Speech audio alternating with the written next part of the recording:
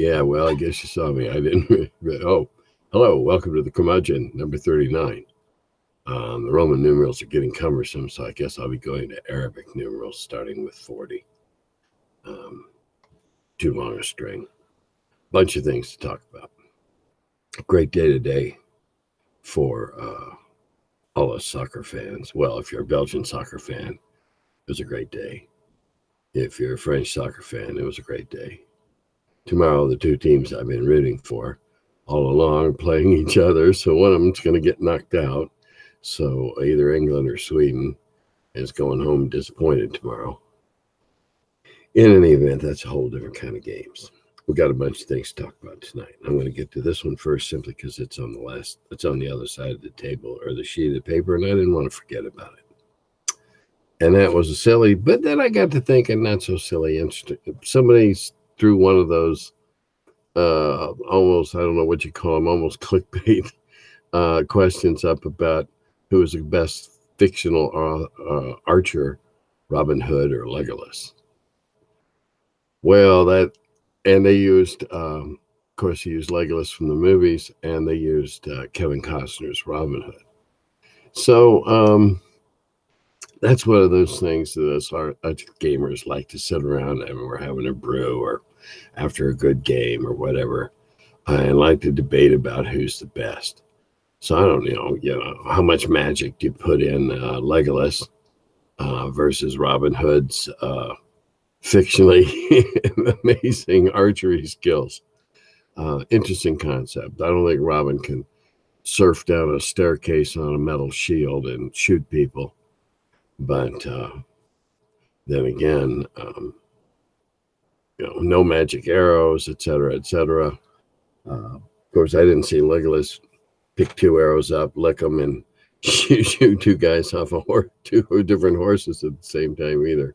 So one of those things that how would you stat them out? How would you stat Robin Hood out? How would you stat Legolas out? How many pluses would you give them to hits and for damage? Not because here's a subtle point that I just thought of.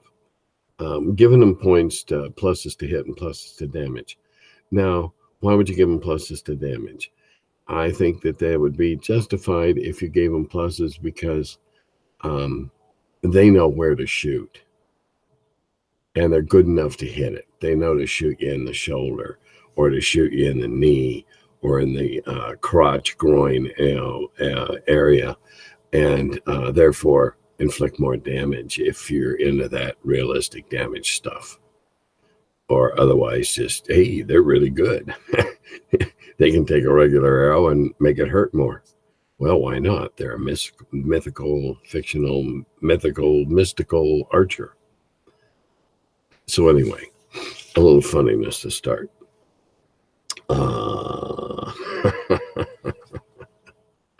I gotta watch how I tiptoe around this one right now. I've talked about this before about trying to find logic in the echo chambers that are often the threads on various social media platforms, and how it doesn't pay to try and find them because nobody's interested in the truth. Nobody's interested in the facts. It's just whoever skewed what last, and that's the interest. And a good friend, a friend of mine that is nicknamed after an annoying insect, learned the hard way and said, "Okay, the hell with that. I'm done.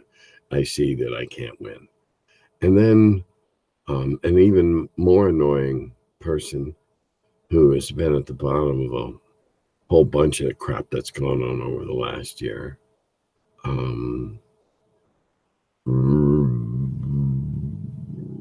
Perform more bad behavior, and as a result, perhaps is no longer employed.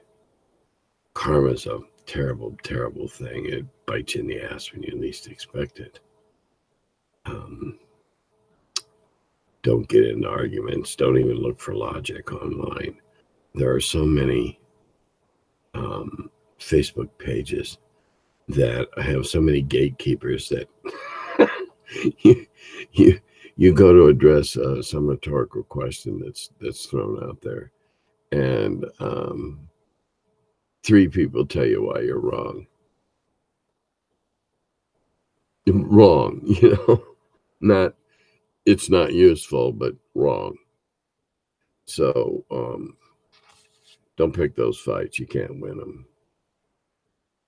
Let's see. What do we talk about next? Well, to follow up a little on that, again, it's getting silly about what's a word mean today. That's still coming. That's still rolling along, redefining everything. And that's why people need to understand context. And more importantly than that, they need to understand historical context. A word we find offensive today was not offensive to someone 100 or 200 years ago. We find it offensive today.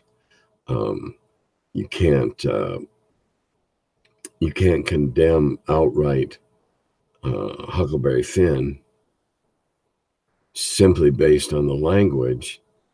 You might not ask a 5th grade class to read it or a 6th grade class to read it because of the language, but there's certainly no reason you can't get a middle school class to read it, explaining that, okay, this is what context means.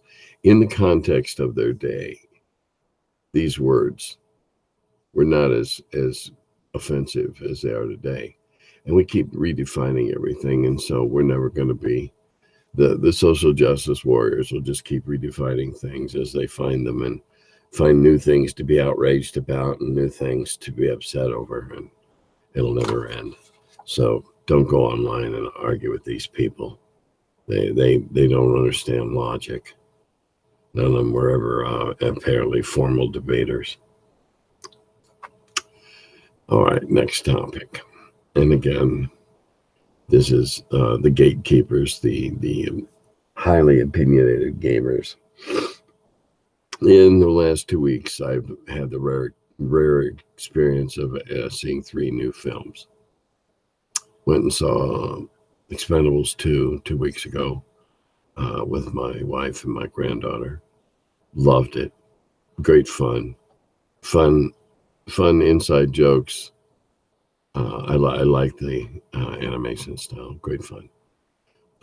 Did it live up to the first one? I didn't go there. I went to go see the second one. Hey, it's been how many years? Wow.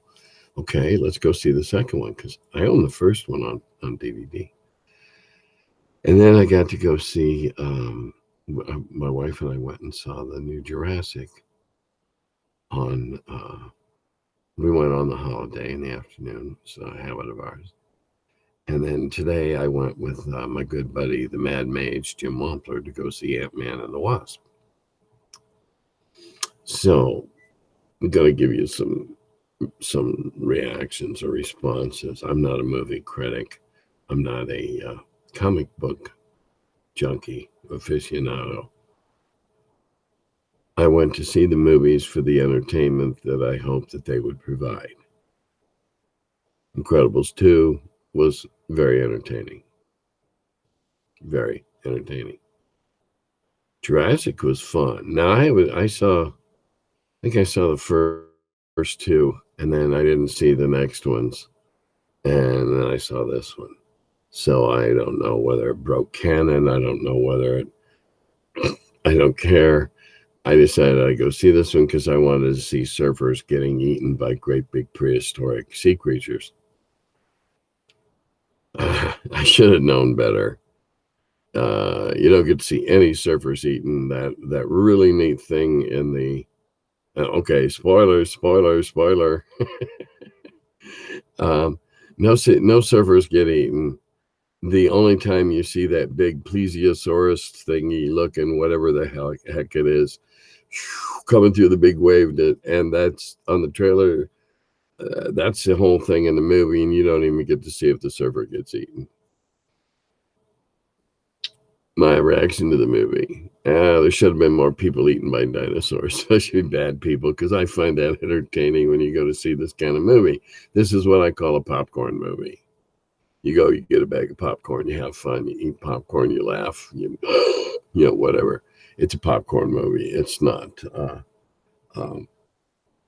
Godfather 2. It's not Once Upon a Time in the West.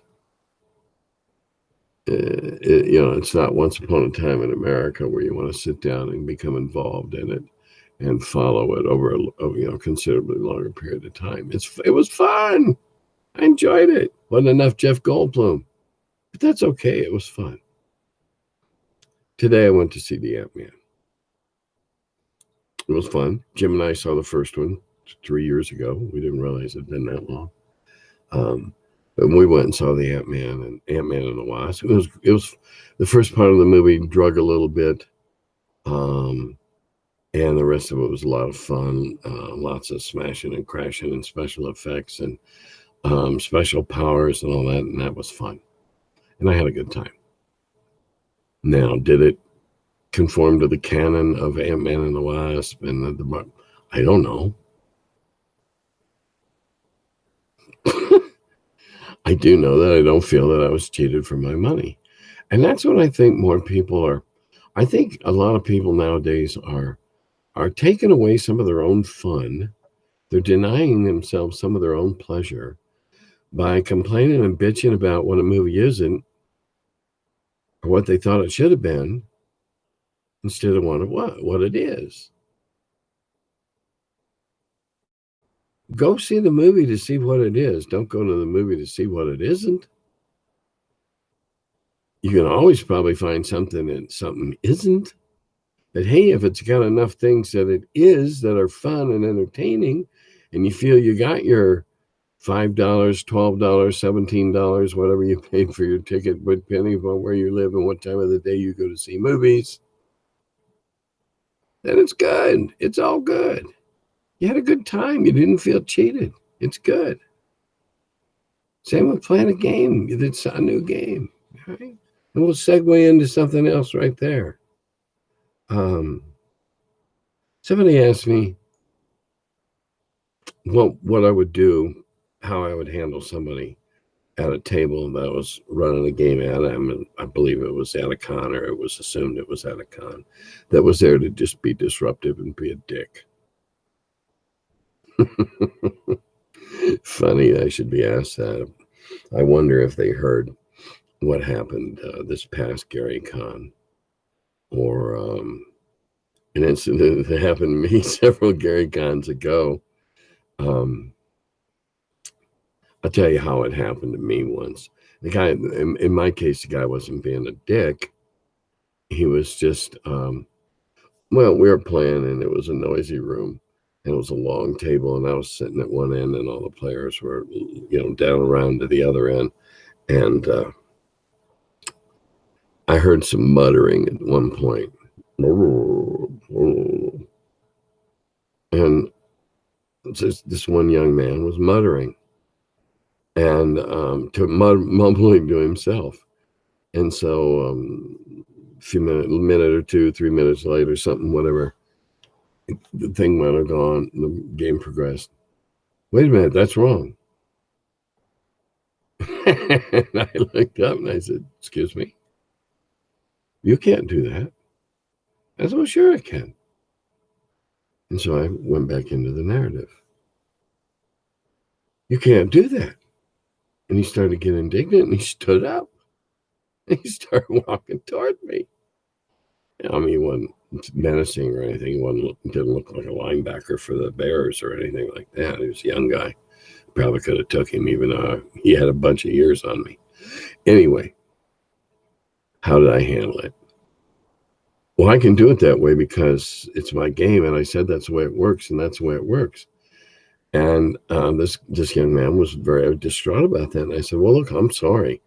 If you're not happy with the game, you don't have to play. And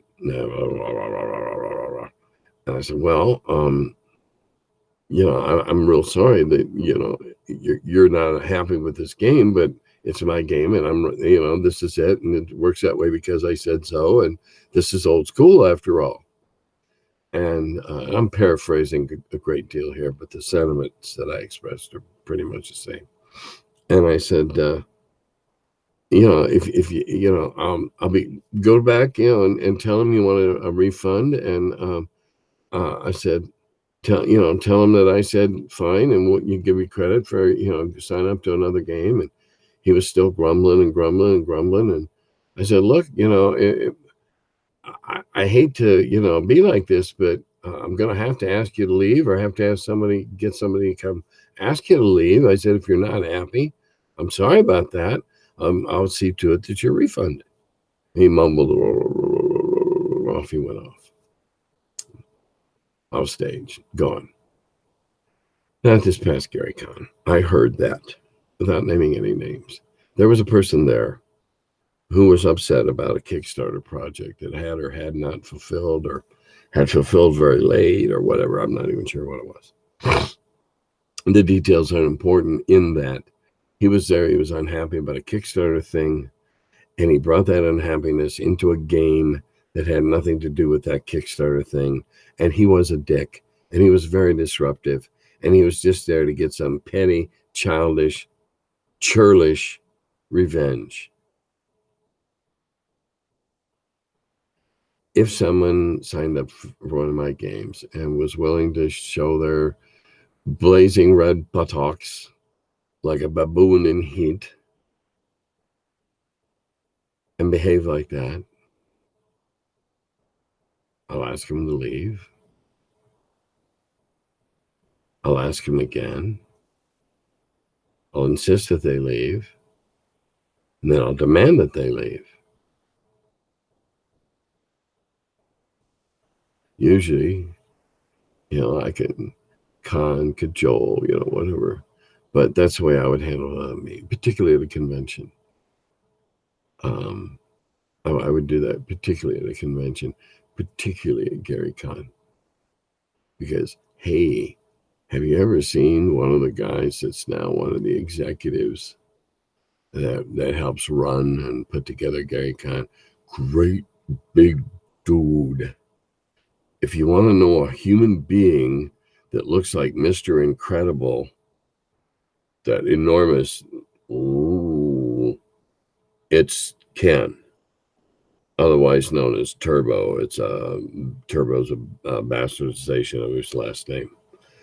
And if I had to call and ask Turbo, I think just the sight of him coming in the room door would be enough to handle it.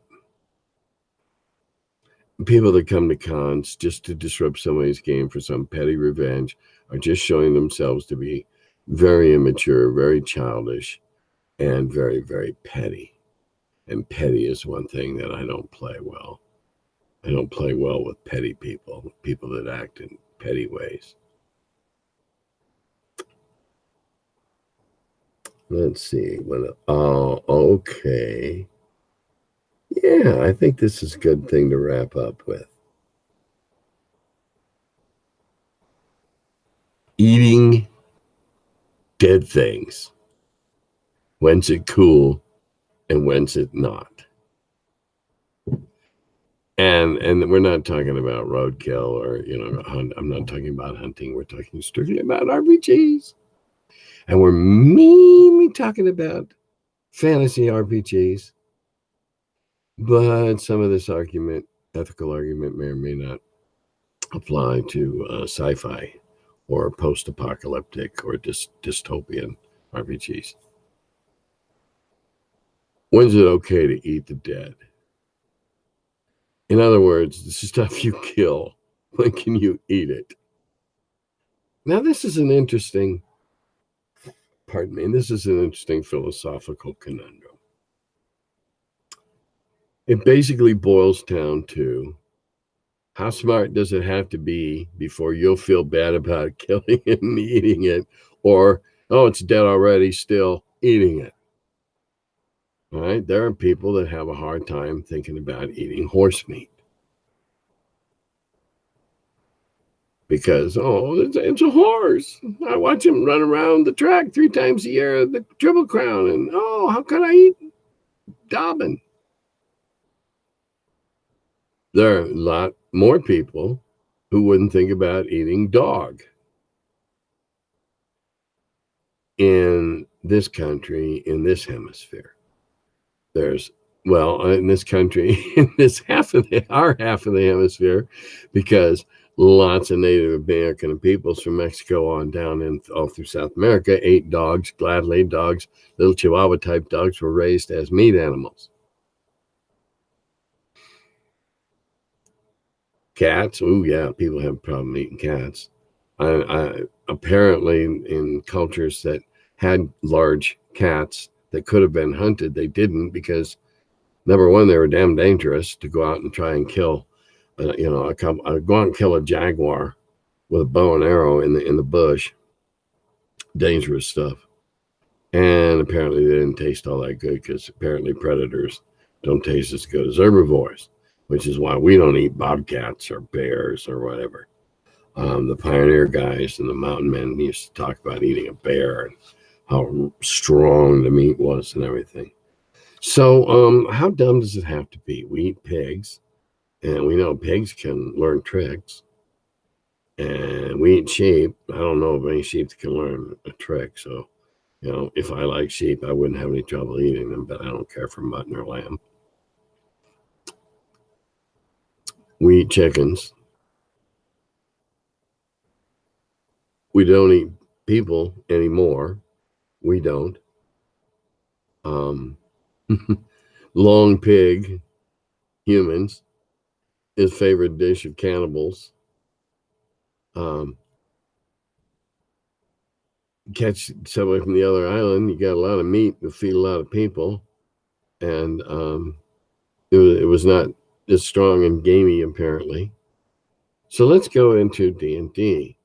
Is it okay to kill and eat a goblin? Now, we'll assume for the sake of argument that anything I'm suggesting doesn't taste atrocious. Okay, some of this stuff is obviously going to taste atrocious, but the moral ethics of, do we eat it or not? How smart does it have to be? If it's evil, is it okay to eat it? If it's good, does that mean you can't? If you're just stumbling along through the forest and found a battle going on, and the last centaur gasses out what happens and dies, can you eat him?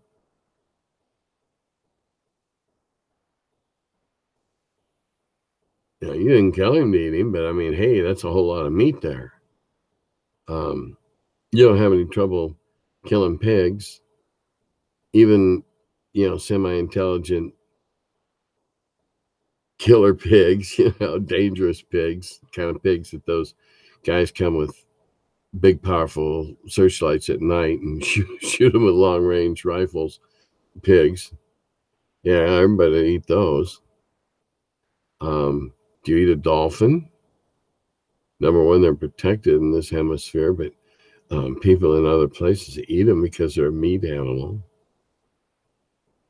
How about an orc? Now, we're assuming that they all taste good. All right. How about a bugbear? An owlbear? Now, as Western Judeo-Christians, we find, and as well as devout Muslims, would find eating humans to be abhorrent and religiously proscribed. So we're not going to talk about eating that mercenary torchbearer that you killed. But is it okay to eat something simply because it's evil? Oh, it's evil. We can eat it. Well, that means that an evil party, and in the alternate universe, there has to be an evil party counterbalancing your goody two shoes party. Then they get to eat dead humans. What about monkeys? What about great apes? Gorillas, orangs? Is it okay to eat them? If your campaign style is such that you get into this and having to eat and taking, paying attention to rations and all this, then yeah, this is an interesting question. I would think that if I were the DM and the party wanted to eat something they had just killed, okay, they just killed a really big a really big lobster thing that was attacking them, and they killed it. Well, it's a big, it's like a big giant prawn, and I wouldn't have any trouble with them, and we'd assume it tasted good. It'd be like a 95% chance that it tasted good, and poisonous and all that kind of stuff. But where do you draw the line at what you eat? Again, we're assuming everything tastes good. Okay, we have to do that. Kill a mind flayer. Do you eat it?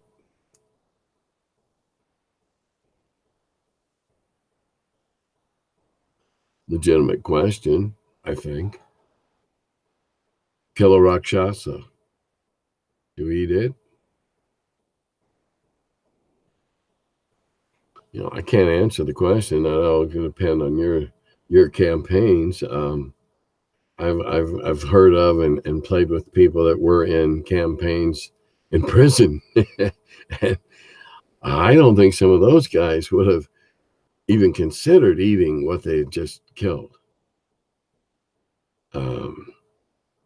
You're attacked by a swarm of bats and you manage to defeat them.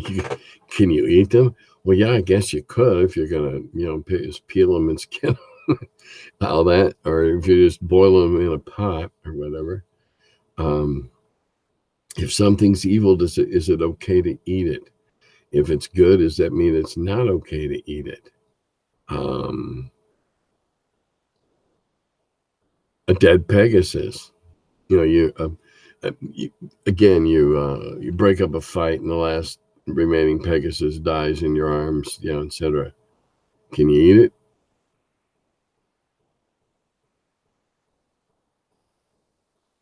Again,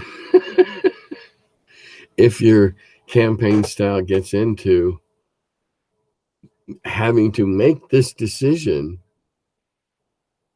my advice is I think you're paying a little too much attention to the detail.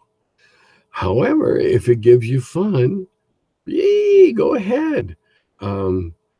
Figure out how many soups you can make if you boil all the bear claws in a big bear claw necklace when you're starving. I never really got into that part of the narrative nearly as much as I get into the actual action parts of the narrative. All right. I'm trying to think. Well, Gen Con's coming up. I don't go to Gen Con anymore. Too big, too busy, too crowded, too commercial. If you haven't subscribed to my channel, I'd appreciate it if you did. And let's see what else. Hopefully you didn't blow off any appendages with fireworks on the 4th of July. That would be a good thing. And I guess I've run out of things to babble about. So I'll say goodbye.